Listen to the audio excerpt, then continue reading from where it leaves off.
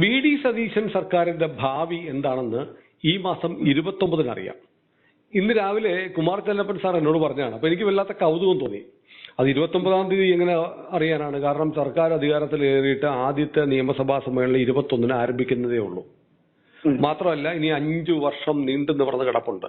അപ്പൊ പിന്നെ സർക്കാരിന്റെ ഭാവി ഈ മാസം 29-ന് അധികാരം ഏറ്റെടുത്ത് 2 ആഴ്ച തികയുന്നതിന് മുമ്പ് തീരുമാനിക്കപ്പെടും എന്ന് പറഞ്ഞാൽ ആളുകൾ ചിരിക്കില്ലേ സാർ? സുനിൽ, ഞാനൊരു കാര്യം പറയാം. ഇപ്പൊ 21-ാം തീയതി നിയമസഭ ചേരും. 21-ാം തീയതി പ്രോട്ടേം സ്പീക്കർ മറ്റും അംഗങ്ങൾക്കെല്ലാം സത്യപ്രതിജ്ഞ ചൊല്ലിക്കൊടുത്ത് നിയമസഭാ അംഗങ്ങളാവും എല്ലാവരെയും. അത് കഴിഞ്ഞിട്ടാണ് 29-ാം തീയതി സഭയുടെ ബജറ്റ് സമ്മേളനം ആരംഭിക്കുന്നത്. അപ്പൊ 29-ാം തീയതി എന്താ ഉണ്ടാവുകയെന്ന് വെച്ചിട്ടുണ്ടെങ്കിൽ കേരള ഗവർണർ നിയമസഭയോട് അദ്ദേഹത്തിന്റെ നയപ്രഖ്യാപന പ്രസംഗം നടത്തും. ഈ നയപ്രഖ്യാപന പ്രസംഗം എഴുതി കൊടുക്കുന്നത് കേരള മുഖ്യമന്ത്രിയും മന്ത്രിസഭ ക്ലിയർ ചെയ്ത് തയ്യാറാക്കിയാണ് കൊടുക്കുന്നത്. അതെ. അപ്പൊ ഈ പ്രസംഗത്തിൽ ഉണ്ടാവാൻ പോകുന്നത് കഴിഞ്ഞ 10 വർഷം പിണറായി വിജയൻ ഗവൺമെന്റ് ചെയ്തു കൂട്ടിയ കാര്യങ്ങളെ കുറിച്ചിട്ടുള്ള നിശിതമായ വിമർശനവും അതിനൊപ്പം തന്നെ കഴിഞ്ഞ 12 വർഷമായിട്ട് കേന്ദ്രം ഭരിക്കുന്ന നരേന്ദ്രമോദി ഗവൺമെന്റ് ചെയ്തു കൂട്ടിയതായി എന്ന് ഇവർ ആരോപിക്കുന്ന കോൺഗ്രസിന്റെ നിശിതമായ വിമർശനമായിരിക്കും. അതെ. അപ്പൊ അതിനകത്ത് അവർക്ക് സാറ്റിസ്ഫൈ ചെയ്യേണ്ട കാര്യങ്ങളുണ്ട്. ഒന്ന്, ഇവിടെ മുസ്ലിം ലീഗ് ആണല്ലോ യഥാർത്ഥത്തിൽ കേരളത്തിൽ ഭരണം കൈയാളുന്നത്. അപ്പൊ മുസ്ലിം ലീഗിനെ തൃപ്തിപ്പെടുത്താൻ വേണ്ടി അവർക്ക് നരേന്ദ്രമോദിയെ എന്താണെങ്കിലും ആക്ഷേപിക്കേണ്ടി വരും, വിമർശിക്കേണ്ടി വരും നയപ്രഖ്യാപന പ്രസംഗത്തില്. അപ്പൊ അത് മുഴുവനും എഴുതി കഴിഞ്ഞ് ഗവർണർ എടുത്ത് കൊണ്ടുചെന്നാൽ എനിക്ക് തോന്നുന്നില്ല ഗവർണർ അങ്ങനെയുള്ള അത് കണ്ണടച്ചു വിഴുങ്ങുന്നു. ഇവരെഴുതി കൊടുത്തത് മുഴുവൻ അങ്ങ് വിഴുങ്ങുമെന്ന് എനിക്ക് തോന്നുന്നില്ല.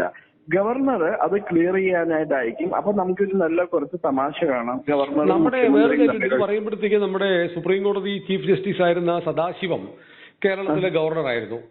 സദാശിവം പക്ഷേ പിണറായി വിജയന്റെ കാലത്ത് കേന്ദ്ര സർക്കാരിനെതിരെ പിണറായി വിജയൻ സർക്കാർ എഴുതി കൊടുത്തതൊക്കെ വായിച്ചിട്ടുണ്ട്. അങ്ങനെയും കേരളത്തിലുണ്ട്. അല്ല, അത് ഒരു കാര്യമുണ്ട്. സദാശിവത്തിന് BJP മന്ത്രിസഭയോടോ അല്ലെങ്കിൽ നരേന്ദ്രമോദി മന്ത്രിസഭയോടോ പ്രത്യേകിച്ച് ഒരു ഓബ്ലിഗേഷൻ ഒന്നും ഇല്ലല്ലോ. അദ്ദേഹം ജയലളിതയുടെ എന്താ പറയുക നോമിനി ആയിട്ട് വന്നതാണ് കേരളത്തിന്റെ. ഒന്നാമതൊരു ചീഫ് ജസ്റ്റിസ്, ഒരു രാജ്യത്തിന്റെ ചീഫ് ജസ്റ്റിസിനെ നിയമസഭ ഒരു ഗവർണറായിട്ട് നിയമിക്കുക എന്ന് പറയുന്നത് സത്യം പറഞ്ഞിട്ടുണ്ടെങ്കിൽ വളരെ കുറഞ്ഞ പദവിയാണ്. ചീഫ് ജസ്റ്റിസിനേക്കാളും ചീഫ് ജസ്റ്റിസ് ഓഫ് ഇന്ത്യയെക്കാളും വളരെ കുറഞ്ഞ പദവിയാണ് ഗവർണർ പദവി. അതെ.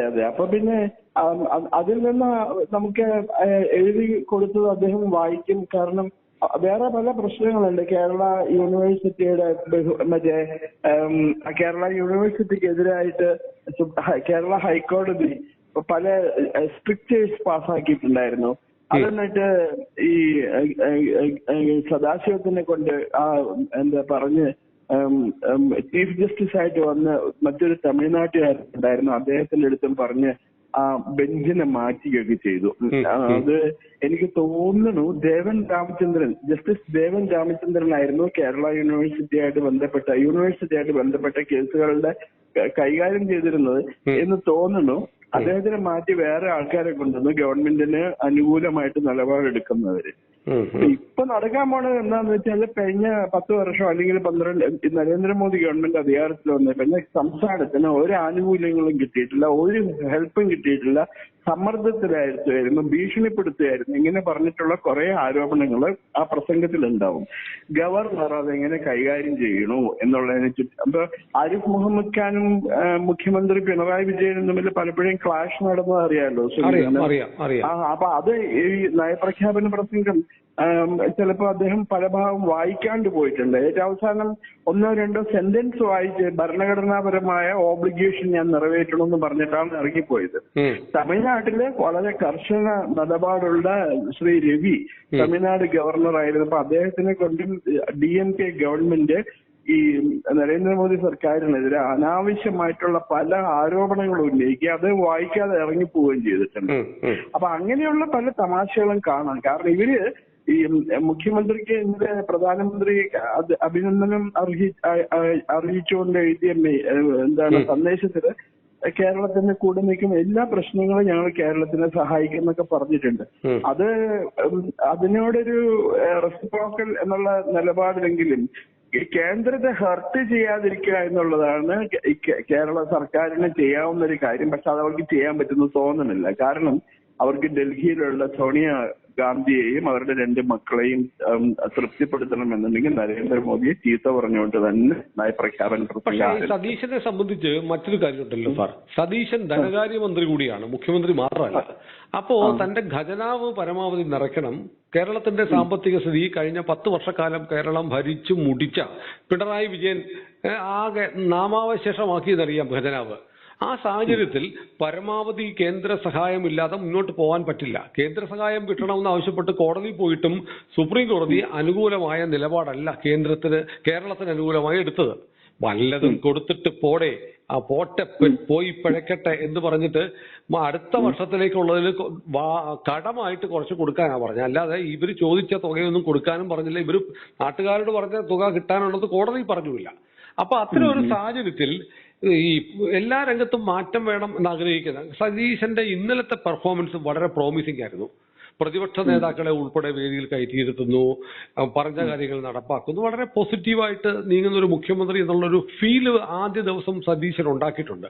എന്നാൽ ഒരു കാരണവും ഇല്ലാതെ താൻ അധികാരത്തിൽ ഏറ്റെടുത്ത ആദ്യത്തെ ആഴ്ച തന്നെ നരേന്ദ്രമോദിയെയും കേന്ദ്ര സർക്കാരിനെയും തെറി വിളിക്കുന്നത് അത്ര നല്ലതാണോ എന്നൊരു തോന്നൽ ഒരുപക്ഷെ സതീശൻ ഉണ്ടായാൽ അത് തെറ്റ് പറയാൻ കേന്ദ്ര വിരുദ്ധമായ ഒരു നിലപാടായിരിക്കും സതീശൻ എടുക്കുക. ആ കേന്ദ്ര വിരുദ്ധ നിലപാട് വ്യക്തമാക്കാനായിട്ടുള്ള ആദ്യത്തെ അവസരമാണ് ഈ നയപ്രഖ്യാപന പ്രസംഗം. അതിനകത്ത് അദ്ദേഹം നരേന്ദ്രമോദിക്കും കേന്ദ്ര ഗവൺമെന്റിനും എതിരായിട്ടുള്ള കുറ്റങ്ങൾ കുത്തി നിറച്ചിട്ടില്ലെങ്കിൽ പിന്നെ അദ്ദേഹത്തിന് മുസ്ലിം ലീഗിന്റെ മുഖത്ത് നോക്കാൻ പറ്റില്ല. മുസ്ലിം ലീഗിനെ എപ്പോ നോക്കിയാലും നരേന്ദ്രമോദിയാണ് ചീത്ത പറയുന്നത്, എന്നാലും അവർക്ക് തൃപ്തിയാവുള്ളൂ. അപ്പൊ അവരെ സാറ്റിസ്ഫൈ ചെയ്യാൻ വേണ്ടിയിട്ട്, തൃപ്തിപ്പെടുത്താൻ വേണ്ടിയിട്ട് പക്ഷെ ഒരു കാര്യമുണ്ട് സാർ, ഇടയ്ക്ക് കാര്യം പറയട്ടെ. ലീഗിന്റെ സംസ്ഥാന അധ്യക്ഷൻ ഇന്ന് വരെ നരേന്ദ്രമോദിക്കെതിരെ ഒരു കുറ്റവും പറഞ്ഞിട്ടില്ല. അല്ല, അത് പറയില്ല സുനിൽ.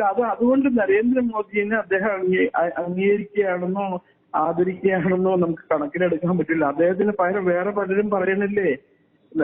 ഇപ്പോ ഈ കുഞ്ഞാലിക്കുട്ടി ഞാൻ പറയാം, 2019 ലോക്സഭാ ലോക്സഭയിലേക്ക് തെരഞ്ഞെടുക്കപ്പെട്ടു. ഓക്കെ, അദ്ദേഹം എന്നിട്ട് ലോക്സഭാ അംഗമായിട്ട് സത്യപ്രതിജ്ഞ ചെയ്ത് നടന്നു പോയപ്പോ അദ്ദേഹം നരേന്ദ്രമോദിയുടെ നേരെ നോക്കിയില്ല, ഇഗ്നോർ ചെയ്തുകൊണ്ട് പോവുകയായിരുന്നു.